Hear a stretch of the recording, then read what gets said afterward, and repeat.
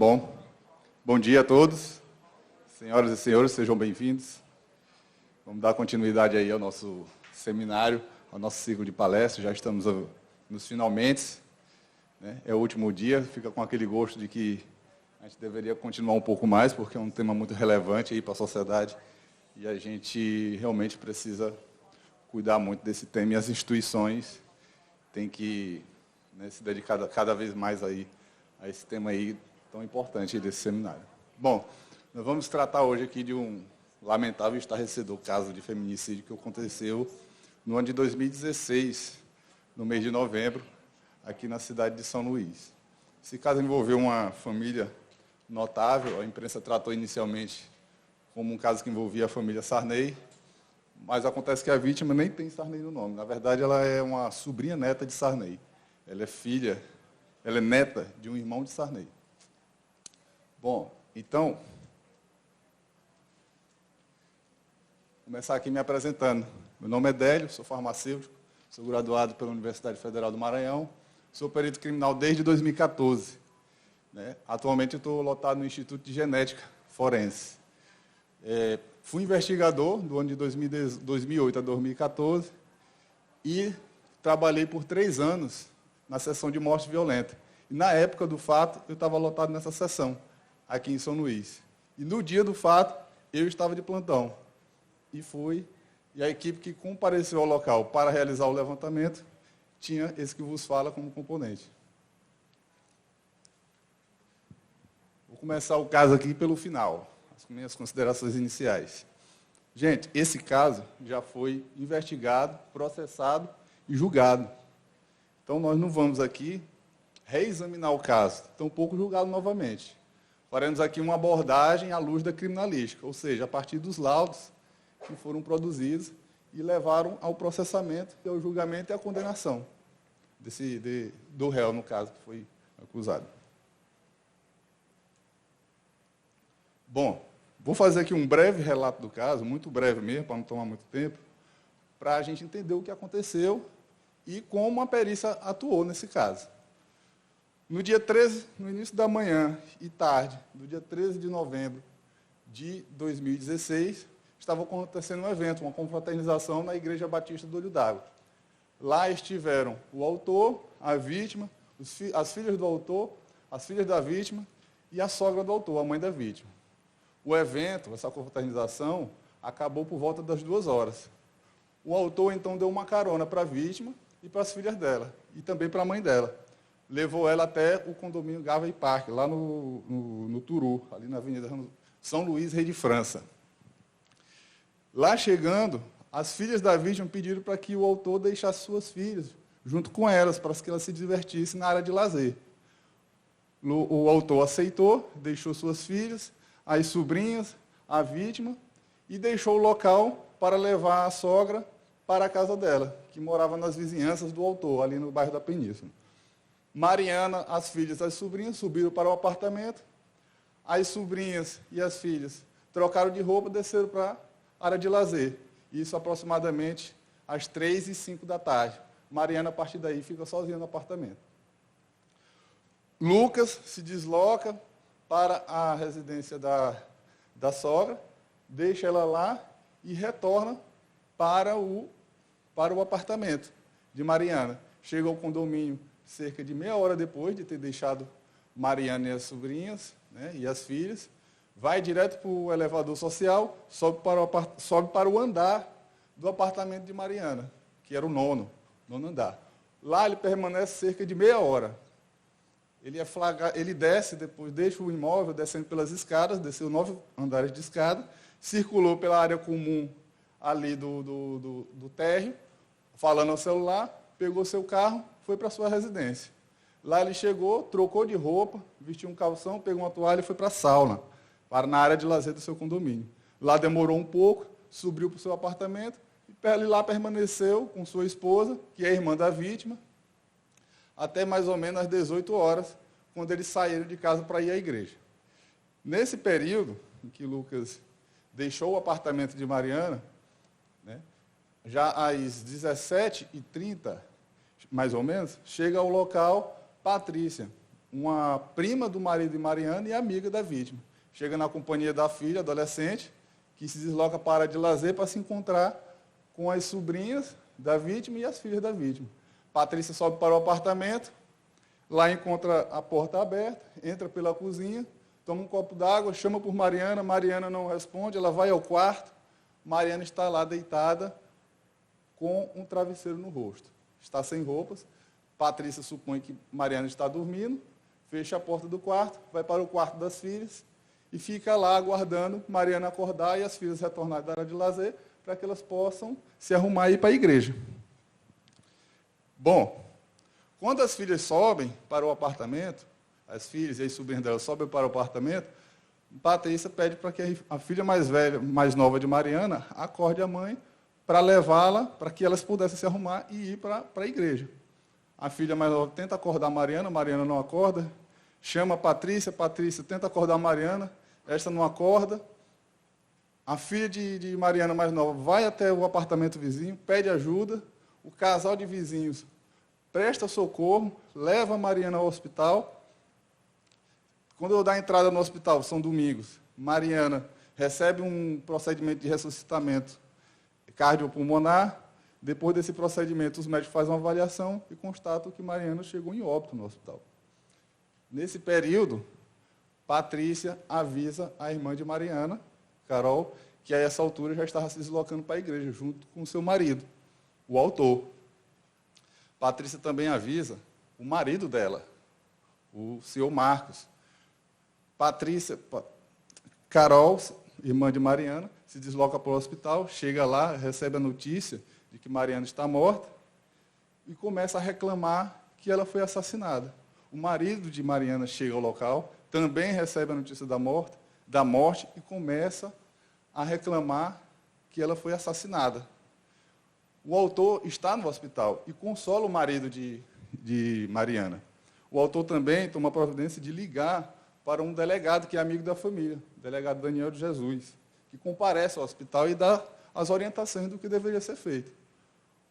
O marido de Mariana se desloca à unidade policial, registra o BO. A autoridade policial, então, aciona a perícia oficial. 2 institutos, o Instituto de Criminalística e o Instituto Médico Legal. Uma equipe de removedores do Instituto Médico Legal se desloca para o hospital, para levar o corpo de Mariana para o IML, e uma equipe de perícia se desloca para o local. Também foi designada uma equipe de policiais, 2 delegados, 2 investigadores, para ir ao local, averiguar, procurar as mesmas informações que possam levar ao que aconteceu. Bom, o que acontece a partir daí? Lucas, né, no início, não pairava suspeita sobre ele, mas ocorre que os policiais que estiveram no local passaram a assistir às imagens captadas pelas câmeras de monitoramento naquele dia e observaram a movimentação que aconteceu na tarde daquele dia no condomínio. E eles notaram que Lucas esteve no local para deixar Mariana e depois retornou e subiu para o andar. E por lá permaneceu por quase meia hora, por cerca de meia hora, e deixou o local, em seguida descendo pelas escadas. Isso já por volta das 10 da noite. Lucas chega, né, o autor, chega ao condomínio e percebe a presença dos policiais. Tenta deixar o condomínio, mas é contido pelos policiais, que passam a indagá-lo sobre a presença dele naquele dia no local. Ele inicialmente informou que esteve lá só para deixar Mariana, as filhas e as sobrinhas, e que depois deixou o local para deixar a sogra em casa, e que não teria retornado. Aí ele foi informado que as imagens captaram ele retornando, permanecendo no local, no andar onde é o apartamento da vítima, por cerca de meia hora. A partir daí, ele começou a ficar desorientado, alegou que estava sob forte emoção e que estaria dopado, né? A essa altura, a equipe de perícia chegou ao local, fomos recepcionados pelos delegados, que informaram inicialmente para a gente o que tinha acontecido e nos levou ao apartamento, no 9º andar, o apartamento 904. As chaves do apartamento, que estava trancado, estavam com a vizinha, que socorreu a vítima, a vizinha Leila, nos entregou a chave e nós tivemos, então, acesso ao apartamento. Iniciamos, então, o levantamento dos vestígios de local. O autor foi conduzido para a unidade policial. Lá continuou sendo inquirido e indagado sobre o que teria acontecido no período que ele esteve lá. Lá na delegacia, ele já estava acompanhado de 2 advogados e do amigo delegado, que estava tentando, né, também esclarecer aquela situação. Lucas não conseguiu apresentar uma versão que o eximisse totalmente, né, de ter participado ali daquele fato. Foi lavrado contra ele um auto de prisão em flagrante. Naquele mesmo dia, Lucas passou por audiência de custódia e foi decretada a prisão preventiva dele. A essa altura, nós já tínhamos concluído a perícia de local. Chegamos ao local aproximadamente 10 horas da noite, saímos de lá 1 hora da manhã, e também já tinha ocorrido o exame no corpo da vítima, o exame cadavérico, que começou a 1 hora da manhã e terminou já quase ao amanhecer, quando também o autuado foi levado para sofrer exame de corpo de delito e foi encarcerado. No final do dia, ele passou por audiência de custódia e foi decretada a prisão preventiva dele. No dia seguinte, por meio de seus advogados, o autor pediu para ser ouvido novamente. Ele foi levado à presença das autoridades policiais, na presença de seus advogados, e confessou o crime, em termos. O que ele disse para os policiais, para os delegados? Que nutria por Mariana uma forte atração, um desejo de tê-la como mulher. Disse que a admirava e, por isso, despertou esse desejo nela. E que esse desejo foi que motivou ele voltar ao apartamento dela, porque ele sabia que ela estaria sozinha. E ele queria lá tratar com ela justamente sobre esse assunto. Quando ele chega ao apartamento, segundo ele mesmo, foi recebido por Mariana, que fazia uma faxina, estava só de toalha. Ele disse que ele e ela foram para o quarto e, a partir daí, ele só tem flashes de memória. Ele alega que lembra que esteve na cama junto com Mariana, que esteve com o corpo em cima de Mariana, e chegou, termo utilizado por ele, a roçar no corpo de Mariana, e que esteve um momento que ele chegou a ejacular. Porém, ele não se lembra se praticou efetivamente algum ato com ela. Disse que Mariana falou alguma coisa que causou nele grande repulsa, o que fez sair da cama, vestir suas roupas e deixar o imóvel daquela forma que foi, né, registrada pelas câmeras, descendo 9 andares de escada, pegando seu veículo, se deslocando para o seu apartamento, se livrando das roupas, indo para a sauna e depois voltando para o seu apartamento, e lá permaneceu com sua esposa.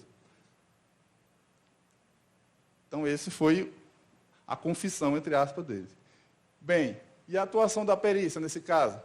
4 institutos foram envolvidos nesse caso. O caso, como a gente vê pelo relato, guarda uma certa complexidade, teve uma certa complexidade, não teve testemunhas, é importante dizer isso. Ninguém presenciou o fato. Só estiveram presentes, no momento do assassinato de Mariana, a vítima, que não pôde relatar o que aconteceu, porque o fato se consumou, e o autor, que não deu esses detalhes. Ele não informou como cometeu o crime. Ele não estabeleceu não apresentou uma dinâmica contundente, né? Então, como é que esse caso foi resolvido? Quem trouxe? Quais as instituições que trouxeram as evidências, os indícios, né? Os elementos que levaram ao processamento e ao julgamento e à condenação do réu? Justamente a perícia oficial. Então, 4 institutos foram envolvidos, o Instituto de Criminalística, 8 peritos trabalharam nesse caso, né? Perito de local, 2, perito de informática, 3, e perito de reprodução simulada, mais 3. Opa. Vou voltar aqui. O Instituto Médico Legal, 5 legistas trabalharam nesse caso. 2 no exame cadavérico, autópsia, e outros 3 em exames realizados no autor, ao longo da instrução, tanto do inquérito quanto do processo. O Instituto Laboratorial de Análise Forense, o ILAF, 3 peritos. Aqui quero fazer uma ressalva, uma homenagem, uma justiça, vamos dizer assim. O Instituto de Criminalística, a perícia oficial do Maranhão tem 4 cargos de peritos oficiais: médico legista, odontolegista, farmacêutico legista e o perito criminal. Nesse caso aqui, no Instituto Laboratorial, atuaram 2 farmacêuticas legistas e 1 perita criminal. E o Instituto de Genética Forense, 5 peritos atuaram no caso. Justamente a totalidade de peritos que estavam lotados no Instituto na época. O Instituto tinha acabado de ser inaugurado, né, e foi o primeiro caso que foi tratado pelo Instituto de Genética Forense do Maranhão, foi justamente esse caso. Então, todos os peritos acabaram sendo envolvidos. Tinha poucos peritos trabalhando, então todos se envolveram nesse caso. Ao todo, né, cerca de 30 laudos foram emitidos. Né? Uma parte descartou vestígios, né, que não tinham relação com o caso, e uma outra parte, muito significativa, trouxe os elementos que estabeleceu tanto a materialidade dos crimes cometidos, de forma absolutamente inequívoca, quanto a autoria, quanto indicou a autoria. E a gente vai ver isso aqui. Atuação da perícia, seção de morte violenta, o local de crime. Esse que vos fala participou, junto com o perito Erisvaldo, o perito Geison e o perito Ailton. O que nós fizemos no local? A identificação, o registro, a coleta, o armazenamento, a destinação e o processamento, né, dos vestígios. Está aí. Aqui uma foto ilustrativa, não é do local. Né? Eu tomei o cuidado de não pegar, né, até em respeito ao caso. O caso causou grande comoção, causou grande sofrimento na vítima, estarreceu a sociedade. Então, eu tive o cuidado aqui de não expor aqui, né, fotos do local ou da vítima, para que isso não seja trazido novamente e a gente tem que rememorar esse fato trágico, inclusive impor novamente para a família, que terá conhecimento dessas palestras, né, um sofrimento. Então, está isso. Foi o papel lá da perícia de local. Todo e qualquer objeto, coisa, mancha, vestígio biológico que possa ter relação com o caso é coletado lá no local e enviado para outros institutos ou outras seções do próprio Instituto de Criminalística. Vídeo mostra o suspeito, né, no apartamento da sobrinha neta de Sarney. Na verdade, nenhum vídeo mostrou o suspeito no apartamento, mas sim, né, na circulação das áreas comuns do prédio. E a seção de informática forense atuou nesse caso. 3 peritos. O que eles analisaram? Os equipamentos que gravaram as imagens captadas pelas câmeras. Também eles analisaram os celulares, tanto do autor quanto da vítima. Os equipamentos foram analisados para que se garantisse a integralidade, né, e a autenticidade daquelas imagens. Tinha que ser garantido que aquelas imagens não foram manipuladas, alteradas. Isso aí poderia ser levantado ao longo do processo, principalmente pela defesa do réu. Né? E os celulares deles, da vítima e do autor, foram examinados. O que é que se constatou no celular da vítima? Nada que desabonasse, nada que trouxesse qualquer precedente, né, que pudesse se imaginar que aquele crime ia ocorrer. No celular do autor, restou evidenciado que ele tentou destruir provas. Ele apagou dados dos celulares daquele dia. Apagou suas ligações, apagou sua agenda, apagou o itinerário que o celular dele gravou, que ele percorreu naquele dia.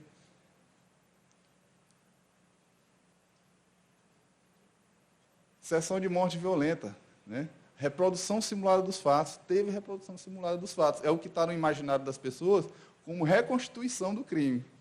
Mas, na verdade, a perícia oficial não reconstitui um crime. Né? Se um crime já estiver com a sua dinâmica suficientemente estabelecida, consolidada, não há necessidade nenhuma de fazer a reconstituição. Né? A única coisa que a gente ia trazer era, novamente, levar as pessoas que participaram, que tiveram contato com aquele fato, novamente a reviver aquele momento trágico e doloroso. Mas a reprodução simulada foi realizada, não na fase de inquérito, mas lá na fase do processo. E foram esclarecidos pontos, versões foram testadas, e uma hipótese provável, né, foi estabelecida. Atuação do IML, né, autópsia, o exame cadavérico. O que é que os médicos legistas fizeram nesse caso? O exame externo e interno do cadáver e determinaram as lesões que a vítima sofreu, externas, aquelas aparentes, e as internas. As internas foram as determinadas, as lesões que foram causadas internamente na vítima foram as que determinaram a causa da morte. Né? Os médicos legistas coletaram material subunguial, ou seja, material sobre as unhas da vítima. Os médicos coletaram material no pescoço da vítima, eles verificaram que o pescoço da vítima havia lesões. Então, eles pegaram um suave, passaram no pescoço da vítima, armazenaram e enviaram para o Instituto de Genética. Coleta de sangue. Para quê? 2 motivos.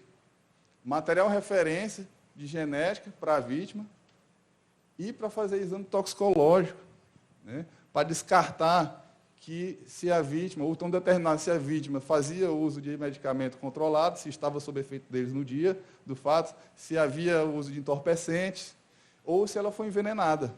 Então, foi para isso. Coleta de conteúdo do órgão genital. Os médicos coletaram material do órgão genital da vítima, enviaram uma amostra para o Instituto Laboratorial, né, o ILAF, e para o Instituto de Genética. E eles determinaram a causa da morte e a hora estimada dela. O ILAF analisou uma gama de vestígios, né? Exames principalmente biológicos, sangue, pelos encontrados no local, pelos encontrados nas roupas do autor, manchas nas roupas pessoais da vítima e do autor, conteúdo do órgão genital da vítima, realizaram exame toxicológico, né? Pesquisaram lá drogas de abuso, medicamento controlado, venenos. Né? O IGF, né? Os primeiros exames que o IGF, né, realizou, né, tinha acabado de ser inaugurado, exame dos vestígios coletados no local de crime, pelos e manchas. Né? Nós encontramos pelos, né, que depois se estabeleceu que era do autor no local do crime. Né? Vestígios coletados na ocasião da autópsia. Conteúdo subunguial, o IGF tratou essas amostras. Amostras coletadas no pescoço da vítima, o IGF tratou essas amostras. E o conteúdo intravaginal da vítima. Polícia conclui as investigações e indicia Lucas Porto pelo assassinato de Mariana. A autoridade policial indiciou o investigado. Né? E como eu já disse para vocês, o caso não teve testemunhas.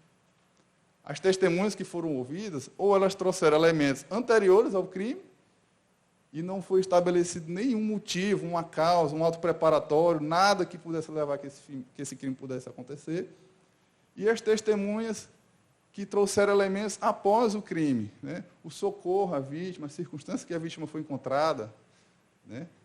Isso definitivamente não estabelecia o que realmente aconteceu, que crime aconteceu, como ele aconteceu, quem era o autor. Definitivamente isso não foi estabelecido mediante testemunhas, foi estabelecido mediante os laudos periciais. E o delegado utilizou, principalmente, quase que a totalidade das fundamentações dele estão baseadas em laudos periciais. Então, o IML descartou morte natural decorrente de enfermidade ou comorbidade. Então, Mariana estava em plena saúde na época. Detectou numerosas lesões na cabeça, na face, no pescoço, nos braços, nas pernas, no tórax. Estava muito lesionada a vítima, interna e externamente. Achados internos nos pulmões, né? Característica e resultante de asfixia mecânica, obstrução das vias aéreas. A vítima teve nariz e boca tapados, não conseguiu respirar, até o ponto que teve uma parada cardiorrespiratória e veio a morrer. Né? Ela estava com o rosto cianótico, sangue venoso circulou pelo corpo dela e deixou o rosto dela cianótico. Né? É um sinal da violência que ela sofreu. O ILAF emitiu uma série de laudos. Né? E, assim, os principais que a gente pode trazer aqui, que levaram a autoridade policial a indiciar o réu, foi o exame de vestígios biológicos, presença de sêmen e espermatozoide na amostra coletada do órgão genital da vítima. Né? E o toxicológico, o laudo toxicológico, determinou, ela não estava sob efeito de medicação controlada, não estava sob efeito de entorpecentes e nem estava sob efeito de veneno, não foi envenenada, definitivamente.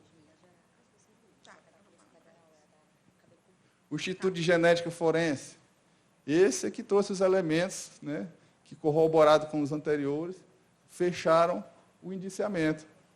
O laudo de exame de amostra de conteúdo sublingual, presença do material genético do autor. A vítima, em algum momento, passou as suas unhas de forma contundente no autor, se defendendo, talvez. A amostra de material genético coletado no pescoço. O pescoço da vítima estava lesionado. Na região das lesões, o médico legista coletou o material para enviar para o IGF. O IGF identificou presença de material genético do autor. Exame de amostra de conteúdo genital da vítima. Presença do DNA do autor. Está aí caracterizada, inclusive, a violência sexual. O Instituto de Informática Forense garantiu a autenticidade das imagens, aquelas imagens eram inequívocas, realmente foi aquilo que aconteceu, com os registros das pessoas, dos horários, não sofreu nenhum tipo de manipulação. O horário de entrada e saída do autor foi definido com exatidão, a rota de fuga dele, as atitudes suspeitas, tanto no condomínio da vítima quanto no condomínio dele, o tempo de permanência dele no local e o socorro à vítima. O socorro à vítima foi registrado pelas câmeras, né? Bom, já estamos aqui na fase processual, que foi composta por essas fases aí. A denúncia, que foi recebida pelo judiciário e se iniciou a ação penal. Nós tínhamos aí caracterizado um crime doloso contra a vida, que é de competência do Tribunal do Júri, mas isso, mesmo isso, não é estabelecido de forma sumária. Tem uma fase processual, né, interlocutória, em que se é emitida uma decisão interlocutória, ou seja, no meio do processo, para se estabelecer se realmente aquilo se trata de um caso de julgamento do Tribunal do Júri. E isso aconteceu. Denúncia. O Ministério Público recebeu, né, do Judiciário, o inquérito foi enviado para o Judiciário, o Judiciário remeteu para o Ministério Público. O Ministério Público denunciou o réu. Homicídio quadruplamente qualificado. Está aí as qualificadoras presentes. Feminicídio. Se a gente tirar a condição de mulher da vítima, provavelmente esse crime não teria acontecido. A vítima não teria sido assassinada pelo réu. O réu tinha parentesco com a vítima. Tem gente que diz que cunhado não é parente, mas a vítima era casada com a irmã. A vítima é irmã da mulher do autor, cunhada do autor. Asfixia, o uso de meio por asfixia, foi estabelecido pelo laudo cadavérico, né, pelo laudo de autópsia. Sem esse laudo, essa qualificadora não estaria aí presente. Não poderia se estabelecer como é que a vítima morreu, né, a causa, né, o meio utilizado para a vítima morrer. Né.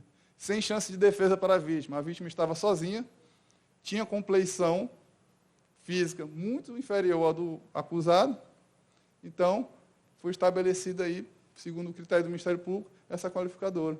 Para ocultação de crime. Que crime? O estupro. O réu foi acusado por estupro. O estupro não é crime de competência do Tribunal do Júri, mas é um crime conexo ao crime doloso contra a vida, que no caso aí foi o homicídio qualificado pelo feminicídio.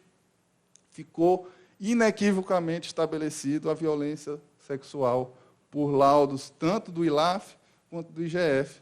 Então ficou lá caracterizado o estupro. Sem esses laudos, se esses laudos não tivessem presentes no processo, não seria possível estabelecer, né, esse crime. Bom, o trâmite ali resumido, né, anterior ao Tribunal do Júri. Como eu disse, a gente não vai aqui tratar da questão processual, porque seria necessário uma palestra de 2 horas para explicar como ocorre aí todo o procedimento do Tribunal do Júri. Mas, em resumo, é isso aí. A denúncia, o Ministério Público fez a denúncia, houve o recebimento pelo juiz, o juiz cita a defesa do réu, que vai tomar todas as medidas aí que acha necessária para promover a defesa do réu. Findada essa instrução, né, ocorre uma audiência única. Nesse caso, 2 audiências ocorreram, excepcionalmente, porque levantaram um incidente de insanidade, que a gente vai ver, eu vou explicar daqui a pouco, no réu. Então, o que é que o juiz, nessa fase, verifica? Materialidade. Houve morte? A morte, um crime doloso contra a vida? Sim, o laudo cadavérico demonstrou que teve. Indício de autoria. Havia indício suficiente de autoria? Um autor foi apontado pela investigação e pelo Ministério Público? Sim. Com base em quê? Os laudos das imagens do ICRIM, os laudos de genética e os laudos de vestígios biológicos, do ILAF. Então, a autoria estava ali absolutamente estabelecida. Após essa fase, teve uma sentença de pronúncia. Essa sentença é que determina que a competência, que o caso deve ser julgado pelo tribunal do júri. O que é que o juiz avaliou? O juiz saiu convicto de quê? Existência da materialidade do fato criminoso e dos indícios suficientes de autoria. Então, ele determinou que o caso fosse para o tribunal do júri. Gente, nessa fase, teve perícia? Teve. Perícia de insanidade mental. A defesa alegou que o réu é incapaz, que o réu não poderia responder pelos seus atos, que ele sofria de doença mental grave e ele era absolutamente incapaz. Se instalou, então, no processo um incidente de insanidade. O réu passou por 3 avaliações médicas. De onde? Do IML? Do ICRIM? Não, do Hospital Nina Rodrigues. Né? A perícia oficial não dispõe de médico psiquiatra para estabelecer esse tipo de exame. Então, o juiz nomeou um médico psiquiatra. O réu foi levado pelo menos 3 vezes ao Nina Rodrigues, passou por criteriosa avaliação médica psiquiatra e o médico sacramentou, completamente responsável pelos seus atos. Ele não tem doença mental, coisa nenhuma, nada. Nada foi estabelecido. Passou também por avaliações psicológicas, não tinha nenhum distúrbio psicológico que pudesse crer que ele ia cometer esse crime.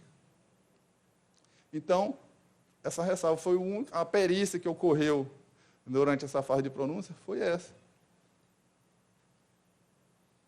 Então, superado esse incidente de insanidade, finalmente o réu foi estabelecido que ele realmente é júri popular.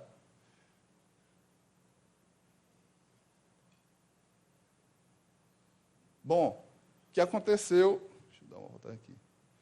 Nessa fase, entre a pronúncia e a sessão do tribunal do júri, ocorreu perícia? Sim, 2. A defesa solicitou exames periciais. Para quê? Para protelar, para adiar o julgamento, e isso aconteceu. O julgamento foi adiado sob a alegação, o primeiro adiamento, sob a alegação de que laudos periciais ainda não tinham sido concluídos. A defesa solicitou intempestivamente, exames periciais. Com isso, eles atrasaram o processo, né, ao início da sessão do júri. Reprodução simulada foi realizada. O que foi levantado de dúvida pela defesa? As lesões da vítima teriam sido causadas pelo socorro a ela. Vejam só, lesões na cabeça, no rosto, no pescoço, nos braços, nas pernas, no tórax, teriam sido causadas por quem prestou socorro. Absolutamente, se as pessoas tiverem prestado socorro de uma forma de lesionar, era melhor ter deixado ela lá e chamar o SAMU. A outra questão, Patrícia, amiga da vítima, prima do marido da vítima, esteve sozinha com a vítima no local. A defesa levantou essa suspeita sobre ela. Então, foi realizada a reprodução simulada. O resultado dessa reprodução simulada? As lesões causadas não foram causadas pelo socorro à vítima. Definitivamente não. O período estimado da morte coincide com o período da presença de Lucas no local, e não com o de Patrícia. Vejam, quando a vítima foi socorrida, lá no São Domingos, a equipe médica realizou um procedimento de emergência, de urgência e emergência, ressuscitação cardiopulmonar. Diante do insucesso desse procedimento, o médico examinou a vítima, constatou o óbito e consignou no prontuário dela que ela já estava com rigor cadavérico inicial, em fase inicial. Isso, senhoras e senhores, já às 18h30. Os médicos legistas sabem disso, peguei essa informação com eles nos anais aí de medicina legal. O rigor cadavérico, ele começa a surgir se ele encontrar as melhores condições, né, decorridas no mínimo 2 horas da morte, né, e no máximo 4 horas. Se já tiver decorrido 4 horas da morte, com certeza o corpo já vai estar em rigor cadavérico. Então, o que é que ocorre? Era 18h30, o médico constatou que estava em fase inicial. Decorreu pelo menos 2 horas. 2 horas para trás dá 16h30. Patrícia só chegou no apartamento às 17h30, 1 hora depois. Então, definitivamente, Patrícia não estava no local na hora da morte. A reprodução simulada, né, da qual participou a nossa perita geral aqui, né, estabeleceu isso.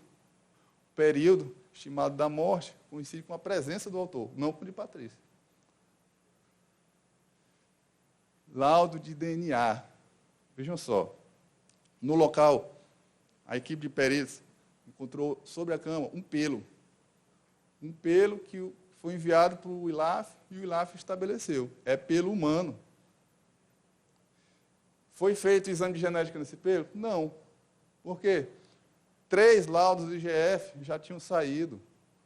Um laudo de conteúdo genital, um laudo de conteúdo do pescoço da vítima, um laudo de conteúdo sublingual.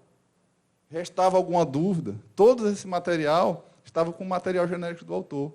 Restava alguma dúvida de que o autor é que teve contato com a vítima? Não.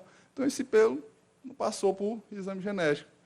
A defesa, examinando o processo, achou essa evidência, esse vestígio que foi tratado pelo ILAF, mas não foi tratado pela genética. Exigiu que esse exame fosse feito. Para quê? Para adiar o julgamento.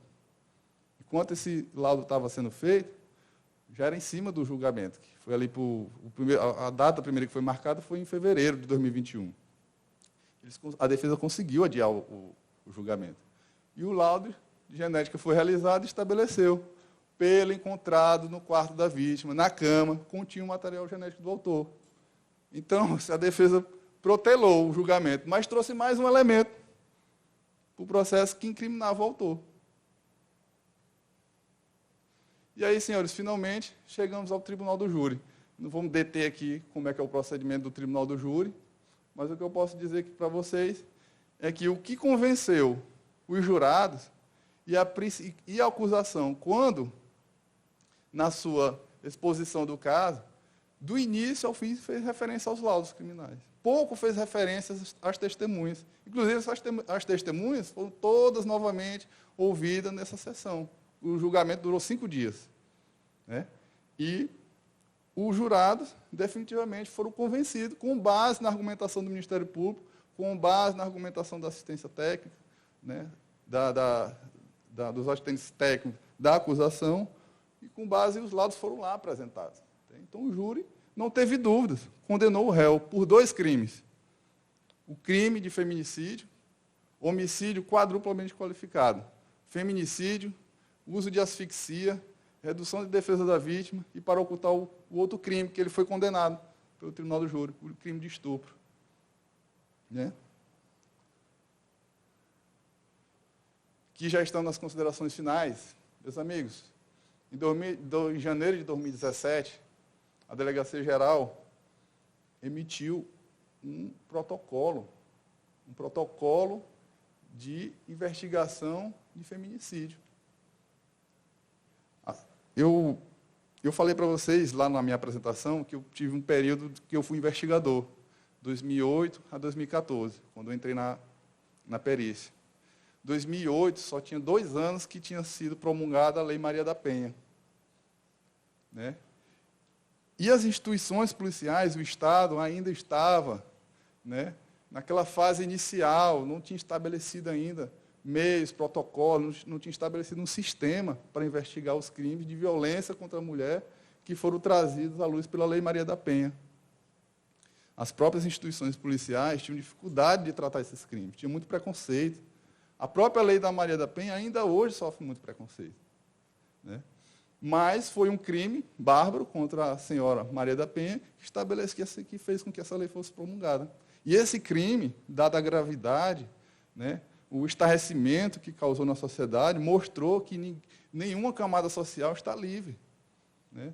Nós estamos falando de pessoas da alta camada da sociedade, né, maranhense. Aconteceu um crime bárbaro desse, um feminicídio, né, sem nenhum elemento anterior que pudesse levar a que esse crime fosse ocorrer.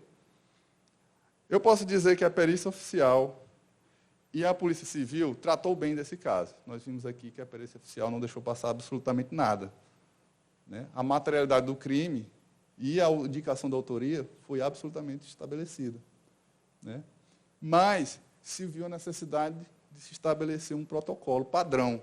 Então, a perícia oficial e a Polícia Civil, hoje, dispõem de uma forma escrita de como proceder nos crimes de violência contra a mulher, notadamente os crimes de feminicídio. Tá bom?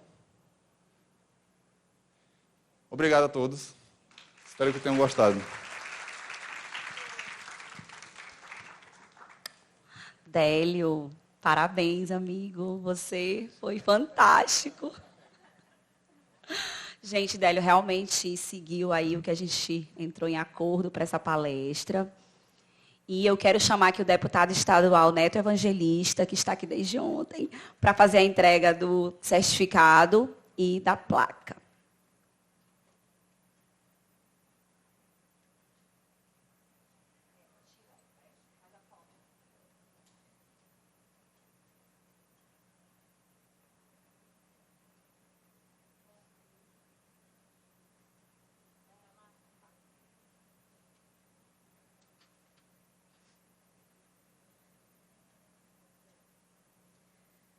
E a plaquinha, isso. Pessoal, enquanto isso, eu quero aqui agradecer e registrar a presença dos peritos da Polícia Federal, João Gabriel, Fernando e Gustavo, principalmente